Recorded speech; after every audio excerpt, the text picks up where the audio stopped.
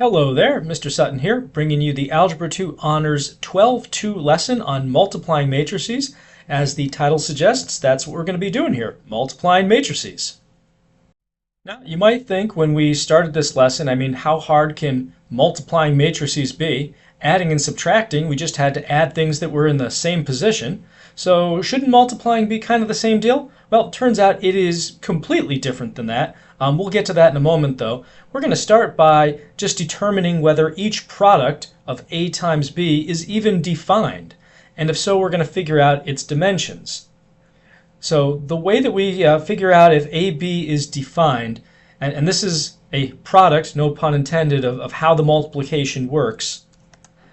The product of AB is going to be defined if the number of columns in matrix A equals the number of rows in matrix B. That's how we have to check to see if those two things match up.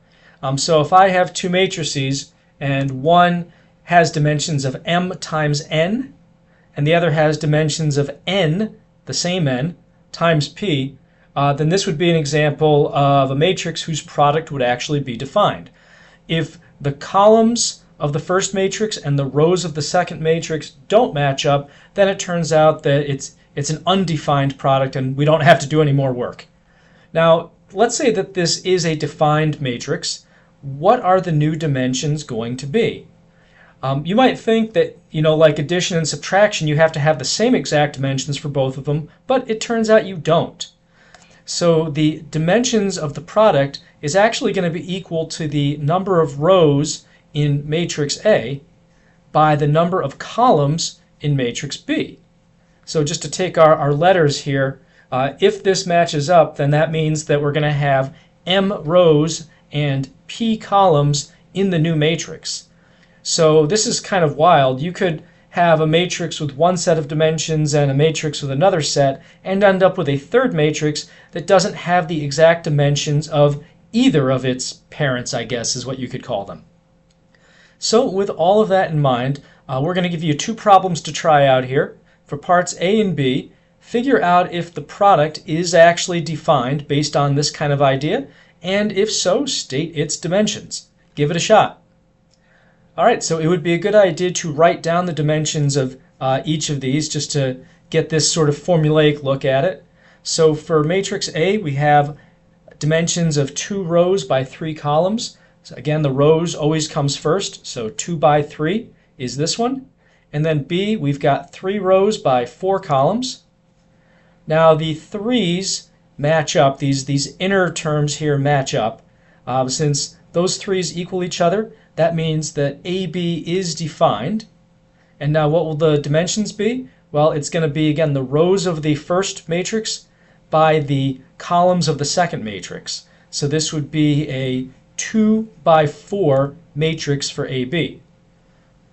Now, one thing that's worth mentioning, even before we learn how to multiply any of this stuff, is that multiplying a matrix is not a commutative operation. AB and BA are not going to give us the same thing. If we were to switch these two things, we would have a 3 by 4 and a 2 by 3. Then our middle numbers would be 4 and 2, which wouldn't match up, and that matrix would actually be undefined. So, got to be careful the order that we multiply these in. Let's take a look now at B, see how that went for you. So we had a 2 by 3 in matrix A here, and B was actually also 2 by 3. So if we were adding these things, we would be golden, right? These are the same exact dimensions, everything lines up. However, the columns in the first matrix and the rows in the second matrix are not the same. So when you try to multiply these two matrices together, your result is actually going to be undefined. So without further ado, let's talk about how to actually multiply two matrices. So to multiply matrices, we'll use A and B for this one. And here is matrix A, and I've just put in some letters to kind of represent the elements. And also we're going to do matrix B, which has a different set of letters. And I'm using letters instead of numbers here, just so there is absolutely zero ambiguity about where these things are ending up. So, first step, we always want to check to make sure that the product of A times B will actually be defined. And in this case it will be, because the number of columns in A and the number of rows in B are the same. They're both 2. And if we want to talk a little further about the dimensions of our product, the number of rows in A and columns in B, they're both 2 as well. So we're going to end up with a 2 by 2 when we multiply these together. All right, so what do we actually do? So we're going to be taking the rows from matrix A and basically multiplying them by the rows, or the columns rather, from matrix B. So rows from A times the columns from B. But it's not quite multiplication. Let me be a little more specific here. So we're going to multiply each element in the ith row of A by each corresponding element in the jth column of B. So let me just circle the ones we're going to do first. So we've got the first row in the matrix A times the first column in matrix B. So, and by corresponding elements, that means I'm going to take the first element in this row, multiply it by the first element in this column. So even though one's going left to right and the other's going up down, we can still think about them as like a first, a second from left to right and from top to bottom. So we've got A times E, that's our first product there, and then B matches up with G. Those are the second items in each of these rows or columns. So what do we do once we've got these products? They don't just hang out in space. We are going to add the products together. And by the way, this type of multiplication, which is actually called dot multiplication, if you ever do any work with vectors, this works no matter how many items you have, as long as it's the same number of items in each of the rows and each of the columns. So you could have 3 things being added together, or even 4 things if you needed them to be. So what do we do with this sum of products once we've got it? Well, we're going to put this result in row I, column J of our matrix that is the product. So since this is the first row and first column, this is going in row 1, column 1 of product matrix AB. And that gives us one of our 4 of our 2 by 2 that this thing is going to become. So how do we get the other ones? Well, we just have to multiply basically every row in matrix A by every column in matrix B and just keep going till we've filled in all these spots. So our next spot is we're going to keep the row from A, but we are going to move over and use the second column from matrix B now. So now we're going to have A times F plus B times H. And this is row 1, column 2, so it goes in row 1, column 2 of our product matrix. And we'll move on now to do the second row of A. So we'll circle that here just to keep track of this. And we're going back to doing the first column of B, because we're trying to get row 2, column 1 for AB. So that's going to be C times E plus D times G. And let's see if we can take the training wheels off and do the last one here. So we're going to be doing row 2, column 2. So C times F plus D times H. Now the process for doing this, each row being multiplied by each column, this kind of explains why we need the columns in matrix A and the rows in matrix B to actually match up for this thing to be defined. Because the number of columns in A, that's the length of your row. The number of rows in column B is the length of your column. So this guarantees that we have the same number of elements in each row in A and each column in B, so that there will actually be corresponding elements. So now that we've seen the process for multiplying matrices together, here's a problem for you to try out on your own. So find the product if possible. If not possible, explain why not. So make sure to check. Pause the video and give it a shot. All right, so let's check our dimensions. we've got a 2 by 2 by a 2 by 2. And since again, the columns in the first one and the rows in the second one, these middle twos are the same, that tells us that we are going to have a defined product. And it's going to be a 2 by 2 because of the first rows in the second columns. All right, so let's go ahead and do that multiplication now. So we've got the first row times the first column. So 3 times 1 plus 2 times 6. And now first row times second column, 3 times 4 plus 2 times 5. Now we're doing the second row. So second row times first column, negative 7 times negative 1 plus 8 times 6.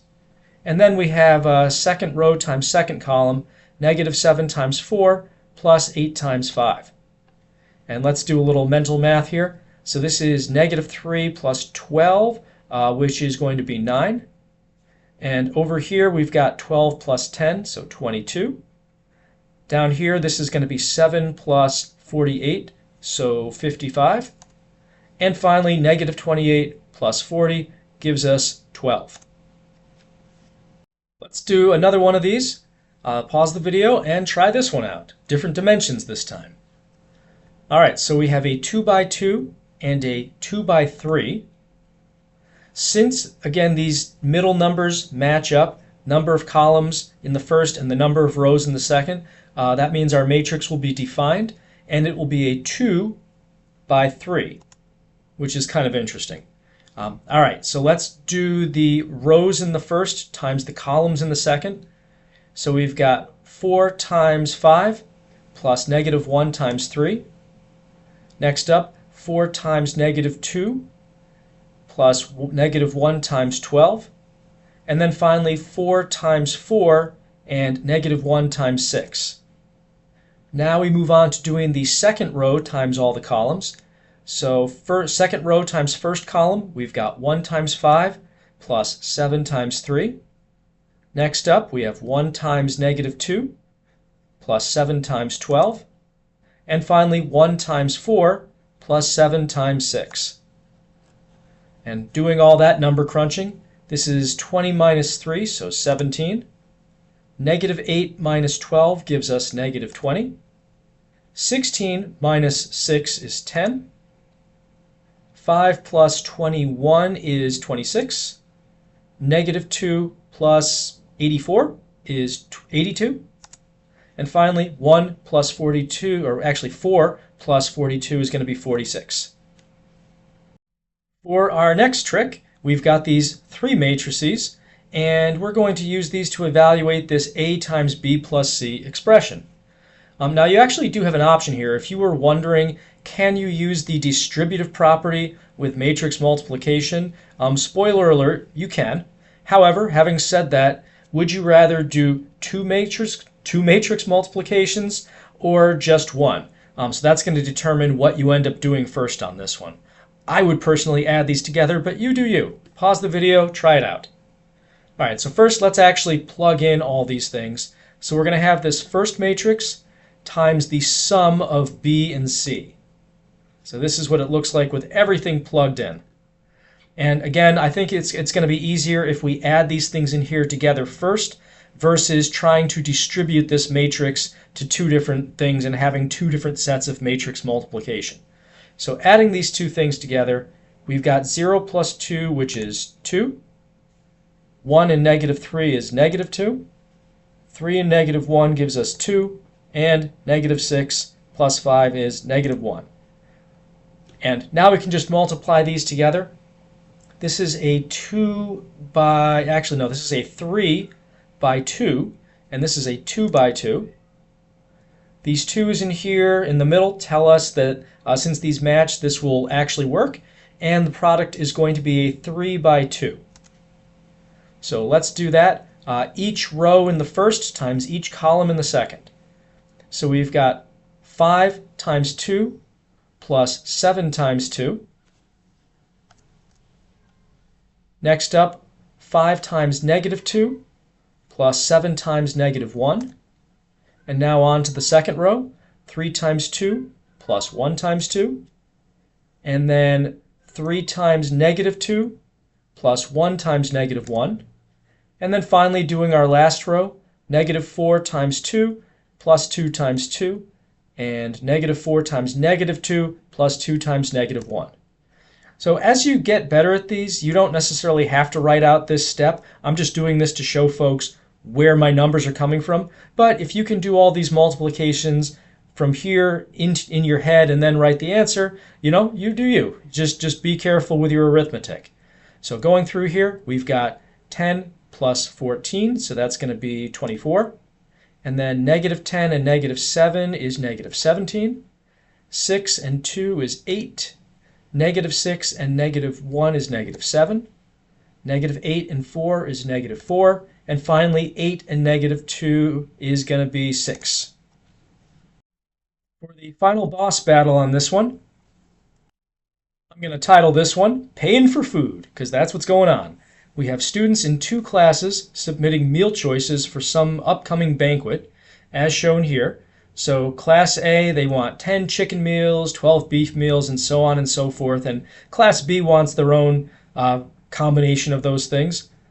We're told that each chicken meal is $6, beef is $8, and vegetarian meals is the cheapest one at $4. Not sure that actually fits real life, but we'll go with it. They want us to use matrix multiplication to find the total cost of the meals for each class. So what we're going to do, if you want to find the total cost, you need to basically figure out how much food was ordered and multiply it by the prices for food. So we got meals times prices.